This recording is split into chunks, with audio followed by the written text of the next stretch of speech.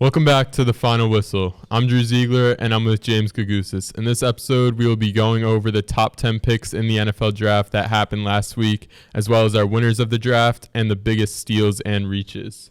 So the first pick, it was inevitable for several months now. Caleb Williams, from quarterback from USC, goes to the Bears. I gave it an A+. You gave it an A. You want to say why you didn't give it the extra plus? I just think Drake May is going to be the best quarterback in this draft class. I just have that feeling. He might not be the best quarterback right now, but I think he fits the best when it comes to the type of QB he is in the league. That's interesting, obviously, him being the third pick. But first up, the second pick, Jaden Daniels out of LSU, another quarterback. Both gave it A-minuses. The reason I gave it not that A+, was they said they never really liked Drake May, didn't really look into him. So I guess they had their sights set on Daniels for a while now. But I think you do maybe a little bit more research. Yeah, I just think Drake May is the better quarterback. I think he's better than Jaden Daniels, but I still think Jaden Daniels is a very solid quarterback, especially coming off a Heisman season. Yeah, Drake May, I gave an A. There's still some question marks next to him, just how NFL ready he is, but you gave an A+, your first A+.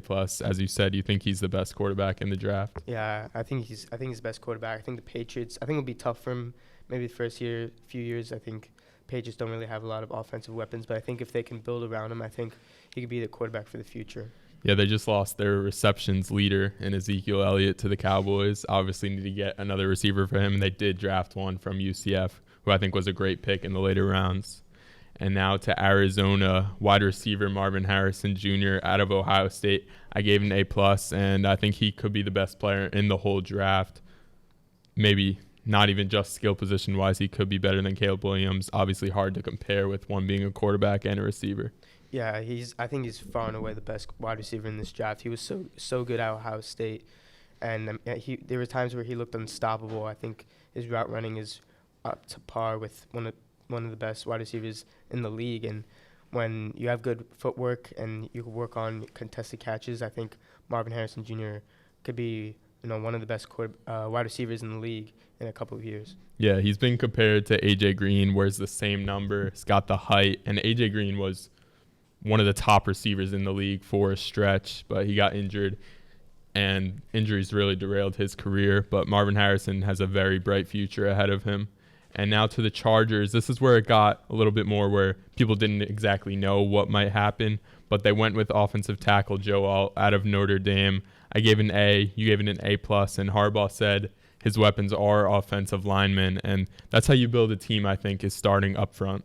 Yeah, I mean, I think Joe Alt might be a future Hall of Famer. He's one of the best offensive line prospects we've seen in years, and I think for the Chargers, I think people maybe wanted to draft wide receivers. That might be their biggest need, but I think offensive line is probably one of the most important groups on a team. I think if you don't have an offensive line, you're not going to be good. So I think Joe Alt, you pair him with Rashawn Slater, I think that's a good start to the rebuild. Yeah, a lot of just great young tackles, both on the outside, should give Herbert a lot more protection, and he definitely needs it. And now to the Giants, also went skill position. Malik Neighbors, wide receiver out of LSU, had maybe you could say a better season last season in college than Marvin Harrison, but I still think he was the wide receiver 2 in this draft. I gave it an A. This is who I wanted the Giants to pick as a Giants fan. You also gave it an A. Yeah, I think the Giants had to go wide receiver here. I was afraid they'd take McCarthy, but I think wide receiver is such a big need for the team. I think if Daniel Jones could just be, average at best, I think, with Malik Neighbors, I think that he can help elevate the offense. With losing Saquon, I think you just had to have gotten a weapon for Daniel Jones. I think that was crucial.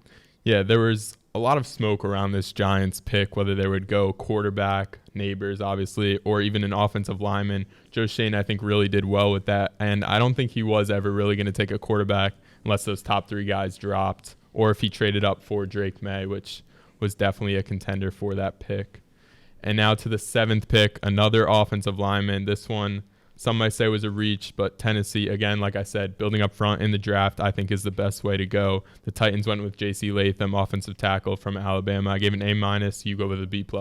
Yeah, I think J.C. Latham might be a little bit of a reach. I think if they would have drafted him, if they drafted him by trading him back, I think I would have given him probably an A- or an A. But I think at the 7 position, I think they could have gotten Olu Fashanu. I think he's just the better prospect. And at that pick, I don't think people really would have contested even for Olu, and not even with J.C. Latham. I don't think nobody would take him in the top 10. So I think it was a little bit of the reach, but I'm fine with the offensive line pick.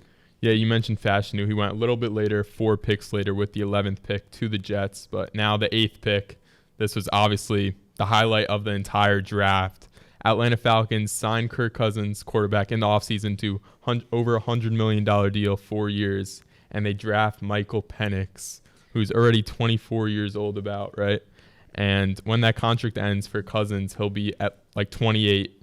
I gave it a D-. You gave it a D. What do you think the Falcons were thinking when they took this? I don't know, because I think Michael Penix, if any team drafted him at 8, it would be a pretty bad pick. But the fact that the Falcons drafted him after signing Kirk Cousins, that just made it 10 times worse. And, with the Falcons GM saying if he doesn't play for 4 years, that means we're doing a good job. That's just a bad quote. I don't know how Michael Penix is going to walk into that organization feeling welcomed, knowing that you're going to be behind this $100 million quarterback. So, it's definitely tough for him. I think he's a good quarterback.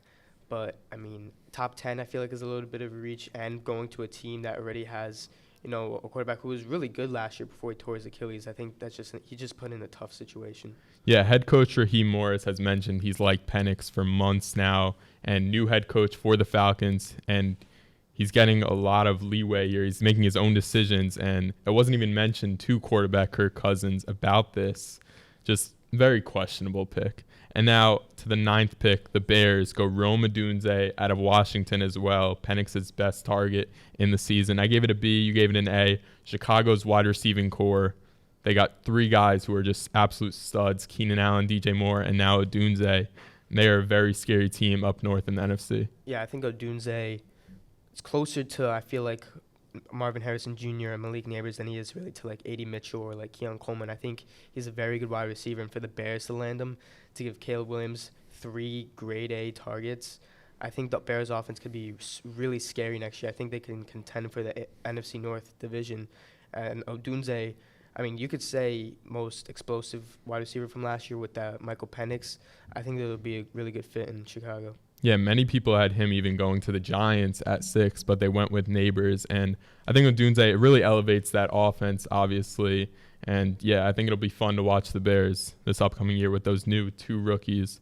They're going to be there for a while, making that Bears core. And now to the last pick, Minnesota traded up from number 11 to number 10 to block off anybody else. And they select J.J. McCarthy, quarterback out of Michigan. I gave it a B. You gave it a B-. And I just think McCarthy, he was projected to go maybe even 2, now 10. I'm not really sure about him. He wasn't his offense's best player in college, and I just don't know how he's going to do in the NFL, but he's got a lot of weapons on the Vikings, Aaron Jones, Justin Jefferson, Jordan Addison, so he's in a good situation. Yeah, with McCarthy, I feel like if he wants to succeed in Minnesota, he can't do too much, and I don't think he has to do too much because the offense is very talented, but if once he starts to do too much, he just doesn't play well, and can't have that in the NFL. So, I don't really like McCarthy as a quarterback, but the Vikings had to take a quarterback. They didn't really have a choice, so that's why I gave it a B-. Yeah, they have guys to go for the Super Bowl right now. They just needed that quarterback, obviously the biggest position of need for any team, and we'll see if McCarthy can get it done. And now we'll take a short break, and we'll be back to talk about our teams that won the draft. So we went over the top picks in the draft, and we will now go over our teams that won the draft and our favorite picks. So your team that won the draft, you went with the Bears. We just talked about them a little bit. Caleb Williams, Rome Odunze, and they also drafted a punter. Caleb Williams texted him. He's not going to be punting much, though, with that offense. Yeah, I think the Bears had the best job. It was very top-heavy, but those first 2 picks were phenomenal picks. And then Torrey Taylor out of Iowa single-handedly won Iowa games last year. And I think the punter, I'm being dead serious, is one of the more important positions in football, and Torrey Taylor was the best punter in the past 3 years. He single-handedly won Iowa games. That's why they won 10 games last year with a terrible offense. Yeah, with a 4th-round pick, you mentioned punter. It is a very important position. It decides field position, and I think it was a good pick for the Bears if they didn't have one already. My team that won the draft, I went with the Steelers. They drafted 2 O-linemen to start out the draft.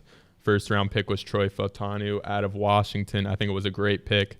They struggled with their O-line last year. Now they get more help for Najee Harris and Jalen Warren, a great running back duo. They also got Roman Wilson, wide receiver out of Michigan. And I think a very underrated pick here was Peyton Wilson, linebacker out of NC State. He was a great player in college, just struggled with several injuries. But he's got a lot of talent, and I think he could make an impact right away for the Steelers. And now our biggest steals of the draft. I went with Jerzon Newton, defensive tackle. He went to Washington in round 2, pick 4 for the Commanders. A projected first-round pick, maybe even first half of the first round. I think Washington got a great player here, just a huge defensive lineman, stuff up the run. They traded several guys last year from their defensive line. Now they got a new young rookie to build that core back up. Yeah, I took A.D. Mitchell as my biggest steal. I think, I thought he was going to get drafted maybe late first round, early second round, but when Keon Coleman and Ladd McConkey got drafted, I was kind of shocked. I thought A.D. Mitchell was a shoo-in for the Bills. I think he would have been a great fit, with wide receivers they needed. But, yeah, A.D. Mitchell was definitely my wide receiver 4 in this draft, and he was closer to Rome Odunze than I would say Keon Coleman or Ladd McConkey or even Xavier Worthy. I think I rate A.D. Mitchell very high, and I was shocked to see him go to the Colts in the mid-second round. Yeah, I was just about to say his partner, Xavier Worthy, got drafted at the end of the first round. He's got all the speed in the world, but I do think Mitchell is the better wide receiver overall, but the Chiefs definitely know what they're doing, obviously, and I think both were good picks. And now last, our reaches of the draft. I went with a receiver, Ricky Pearsall out of Florida with the 31st pick in the first round. 49ers, I'm not really sure what they're doing. They've still got Ayuk, Debo. They drafted several receivers in the draft, but they haven't traded either one of them. So a little bit concerning if they know what's going on there. But the 49ers, they have a great GM, a great head coach, so I'm sure they'll figure it out, and it'll be a question mark who they trade, whether it's Debo or Ayuk or maybe even both. Yeah. And for you went with Bo Nix, round 1, pick 12 to the Broncos. Yeah, I mean, he had a great year in college, but that was his 5th year in college, 24 years old.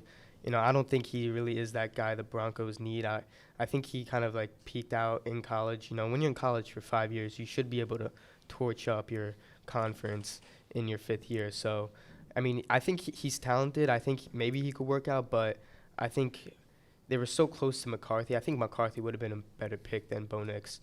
And if they could have just jumped the Vikings, I think that would have been much more worth it than to settle with Bo Nix at 12. Yeah, Sean Payton said he was set on Bo Nix throughout the entire draft. They also drafted Oregon's number 1 receiver, who was with Bo Nix. So that could be interesting to see how that duo works out. That Oregon receiver also fell in the draft.